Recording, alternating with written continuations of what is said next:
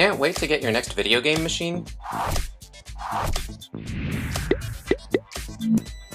In this 18th episode of Gaming Wars, let's go over what we know so far. The good, the bad, and the ugly of the PS4. As always, if you're wondering what are my favorite things on Amazon, I've linked some shopping lists in the description below that I'll be continuously updating throughout the year. But I made Gaming Wars specifically to help you pick the platform that will offer the most value in exchange for your time, money, and gaming resources. For gamers, this will be an important and often personal decision. I want this video to clear up what we know so far about the upcoming PS4. First, let's talk performance. 5 months ago, I went over why the PS4 will have better graphics and gaming performance than the Xbox One at launch. To review, the PS4 has a better architectural design, particularly the 8GB of unified GDDR5 RAM powering both the GPU and 8-core x86 CPU. The benefits will be larger, more detailed worlds, more realistic lighting models, more complex physics and particle effects, higher resolutions, higher frame rates, and larger multiplayer matches, among other things. Sony also confirmed the power behind the AMD APU. By making a smart bet on higher bandwidth GDDR5, the PS4 will have more compute units than the Xbox One this time around. Definitely check out that video for more info. While you can't add an external hard drive to the PS4, the internal 500GB drive is replaceable. Since all games must be cached to the hard drive, it might be worth it for some people to install a higher capacity, higher RPM drive for better performance.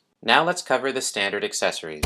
Since the PS4 has an internal power supply, there's no external power brick, just a power cable that goes from the PS4 straight into a surge protector. And while it's about the size of a 13-inch notebook, you really want to make sure it has plenty of air circulation for when the fans have to fire up. And it includes an HDMI cable that should go into a full 1080p HD TV to get the most out of the performance. For audio, if you have a surround sound system, it has a digital audio optical out port. Otherwise, the audio is also carried via HDMI straight to the TV. And even though the PS4 supports Wi-Fi, nothing really beats an Ethernet cable running from the PS4 directly to the router, especially if you have a lot of devices clogging up your local Wi-Fi network. And Ethernet is really the most secure way to do the day one update that turns on some features we'll cover throughout this video. But before we get into that, the most important accessory for any gaming platform is the controller. When you first get the PS4, you'll need to pair the controller by physically connecting it to one of the USB ports in the front. The DualShock 4 wireless controller should get the same battery life as its predecessor. And while the PS4 comes with a micro USB cable,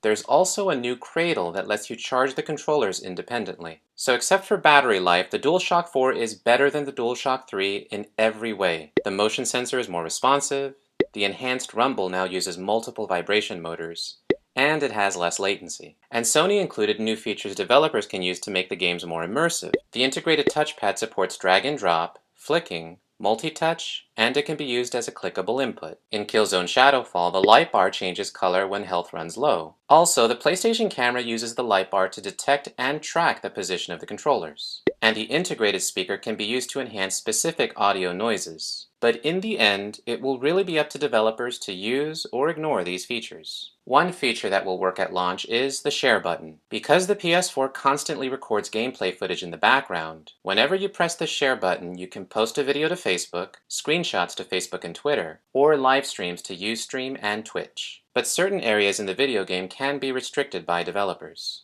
Now, all game audio can be output to standard headphones via the headset jack in the controller. If you game on your PC, the controller will also hook up via USB. And finally, some cool colors will be available at launch. The PS4 will also come with a mono headset out of the box for voice chat and performing voice commands. And while some third-party headsets may support basic audio and chat functions, Sony's not guaranteeing full compatibility. So now let's switch gears a bit. If the hardware forms the structure and foundations of a platform, it's the software that brings it to life. The PS4 is all built on a relatively low overhead operating system. The PlayStation Dynamic Menu GUI offers more control over notifications, messages, friend requests, trophies, and download status, among other things. It can automatically download system updates, and the web browser is based on WebKit technology. But unfortunately at launch, the PS4 does not support client functionality for media servers. In the end, a console is only as good as its games. So at launch, Sony will have these first-party titles ready. But the big news is how many of these third-party titles will run at higher native resolutions and frame rates on the PS4 compared to the Xbox One. Again, check out Chip Wars episode 21 to learn why. And these will be the indie titles available at launch. The prices will range from free-to-play all the way up to $59.99.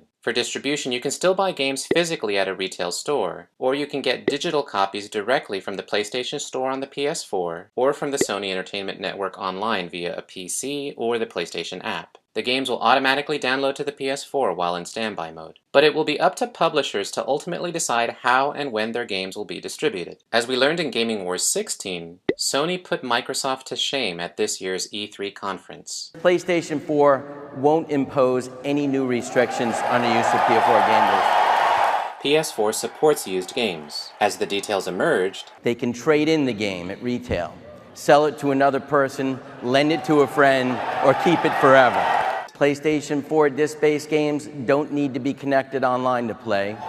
You can also access your digital game collection from any internet-connected PS4 while you're logged in, only one console at a time. And a max of 4 gamers can be simultaneously logged on to a single PS4 system. Now for some downsides. You cannot suspend and resume across different games at launch, and while there will be no backwards compatibility with PS3 games, some games will be cross-platform, meaning you can digitally upgrade some PS3 games to the PS4 versions. Now let's talk PlayStation Network services. Online multiplayer requires the primary PS4 user to be a PlayStation Plus member, but everyone else logged into the PS4 will also share this functionality. The primary user also gets automatic game patch downloads, instant game collection, which is access to a free collection of games refreshed every month, and saving games online, among other things. Without PlayStation Plus, you can still use some of Sony's network services like buying or renting music, movies, and TV shows, texting and using voice chat, playing PS4 games remotely using the PS Vita system, and browsing the web.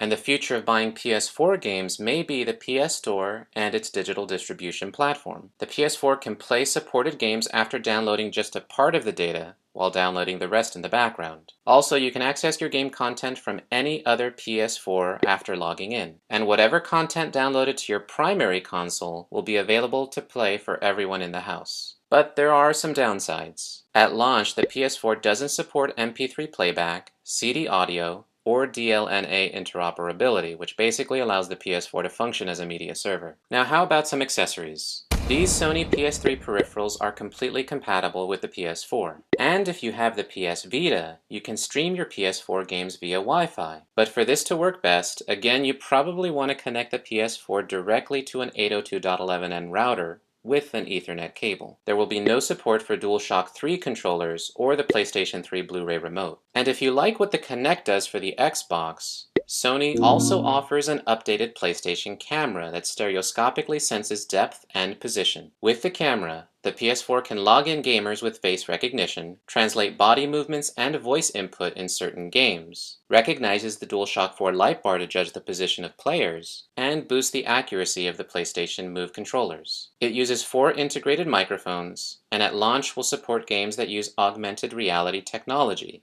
like AR Hockey. But the PS4 isn't just about playing games. The Day 1 system software update will enable Blu-ray and DVD movie playback, running the discs at higher speeds than the PS3. And the team at Sony is still working on some features that won't be ready at launch. For example, sharing the controller over the internet to assist a friend stuck in a part of a game, suspending and resuming within a game, and wireless stereo headset support. And these will be the prices and launch dates. And I personally expect this console to be in really short supply, especially after the launch in Europe and Latin America. So if you'd like to support the channel and order the PS4 and any of its accessories, make sure you check the Amazon links below to make sure you get one before it's too late. Now's the time where I personally thank all the most recent subscribers. Welcome to this channel, a place where I try my best to share ideas and opinions about innovative things that might one day qualify to be our next digital appliances. I always read every single comment, and thanks in advance for liking and sharing these videos on Facebook, Twitter, Google+,